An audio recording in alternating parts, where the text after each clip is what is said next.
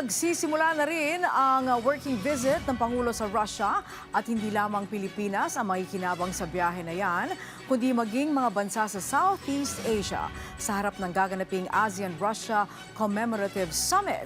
Si Kenneth Paciente sa sentro ng balita.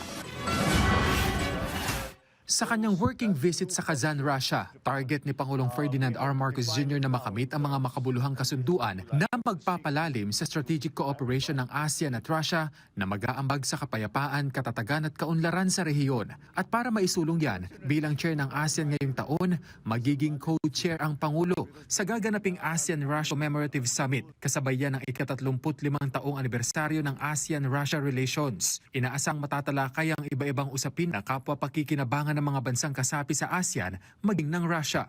Our discussions will be anchored in key deliverables across the political, security, economic, and socio-cultural pillars of our partnership, spanning cooperation in peace and security, trade and investment, food and energy security, science and technology, digital transformation, education, tourism, and people-to-people exchanges. Pagtitiyak ng Pangulo bilang ASEAN Chair, nakatuon ang Pilipinas na matiyak na magbubunga ang naturang summit ng mga makabuluhan at pangmatagalang resulta na higit pang magpapalalim sa ugnayan ng ASEAN sa Russia. Sa panig ng Pilipinas, ginugunita ang ika-50 taong diplomatic relations nito sa Russia. Kaya binigyang diin ng Pangulo na pagkakataon ito para mas mapalawak pa ang kooperasyon ng dalawang bansa sa iba-ibang larangan. For over 5 decades, our bilateral ties have steadily deepened across trade, education, culture, agriculture, energy, science, and above all, through the sustained bonds between our people. We look forward to building on these foundations and opening new avenues of cooperation for the future. Isa rin sa highlight ng mga aktibidad ng Pangulo sa Russia ang bilateral meeting niya kay Russian President Vladimir Putin.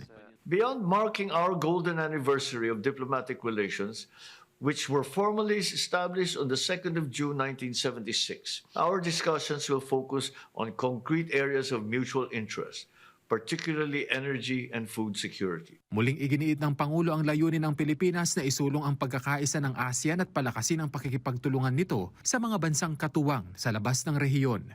We will likewise advance ASEAN's engagement with external partners, such as Russia, through the dialogue mechanisms and frameworks that this community has built over many decades. We travel to Kazan with purpose, and we return with renewed commitment to our partnership. Ito ang unang pagbisita ni President Marcos Jr. sa Russia halos 50 taon matapos ang makasaysayang pagbisita ng kanyang ama na si dating Pangulong Ferdinand Marcos Sr. sa dating Soviet Union noong 1976. Magtatagal ang working visit ng Pangulo roon hanggang bukas, June 18. Kenneth Paciente para sa Bayan.